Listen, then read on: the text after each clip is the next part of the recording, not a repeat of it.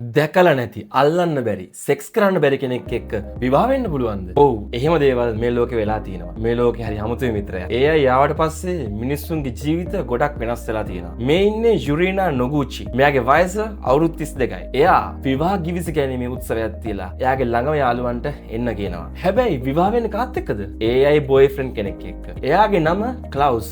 Video game එකක character එකක් වගේ ChatGPT එකෙන් එයාම කස්ටමයිස් කරලා තමයි මේ AI බොයිෆ්‍රෙන්ඩ් නිර්මාණය කරලා තියෙන්නේ. මේ වෙඩින් සෙරමනි එකේ virtual ring exchange එකකුත් කරලා තිබ්බා. දන්නවද? මේ යුරීනා නොගුචිට කලින් සම්බන්ධයක් තිබිලා තියෙනවා. මේ සම්බන්ධය තිබ්බ ප්‍රශ්න ගැන මෙයා මේ ChatGPT එකත් එක්ක කතා කරලා තියෙනවා. එහෙම නැත්නම් මෙයා උපදෙස් අරන් තියෙනවා. ඊට පස්සේ මේ AI එකෙන් කියපු විදියට උපදෙස් දීපු විදියට මෙයා මේ සම්බන්ධය නවත්තලා තියෙනවා. ඊට පස්සේ තමයි මේ AI boyfriend කෙනෙක් ගැන මේ යුරීනා නොගුචිට අදහසක් පහළ වෙන්නේ. අපි දැන් බලමු මේ වගේ තවත් වෙච්ච කසාදයක් ගැන. මේ ඉන්නේ රොසානා රාමොස්. ඇමරිකාවේ නිව්යෝක් වල තමයි මෙයා ජීවත් වෙන්නේ. මෙයා විවාහ වෙනවා එරන් කාටල් කියන AI chatbot තරුණයා එක්ක.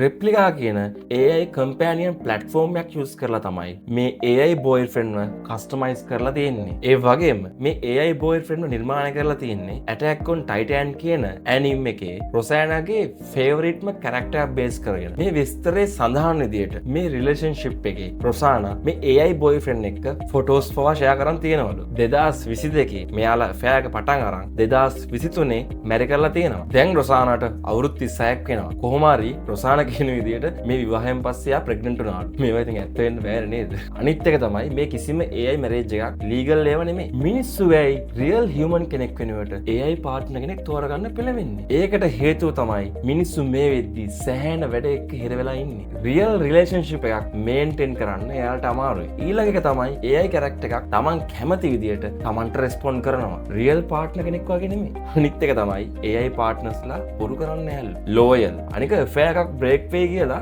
බය වෙන්න දෙයක්වත් නැහැනේ. චීට් කරයි කියලා කල්පනා කරන්න දෙයක්වත් නැහැ. අනිත් එක තමයි ඔයා කොහොම හිටියත් AI පාර්ට්නර් ඔයාට සපෝට් කරනවා. ෆයිට් නැහැ, ආගියුමන්ට් නැහැ. ඔයාව ජජ් කරන්නෙත් නැහැ. හැබැයි ඉතින් මේ වගේ ආගියුමන්ට් නැති පොඩි වලියක්වත් නැති affairs එන කම්මැලි වගේ නේද? ඔයාට මොකද හිතෙන්නේ මේ ගැන? AI පාර්ට්නර්ස්ලා ගැන. හිතන දේ යටින් කමෙන්ට් එකක් දාන්න. අමතක නොකර මේක ෂෙයා කරන්න අනිත් අයටත් බලන්න. මේ වගේම තවත් ඉන්ටරෙස්ටිං ටොපික් එකක් අරගෙන මම එන්නම්. හැමෝටම ජය වේවා.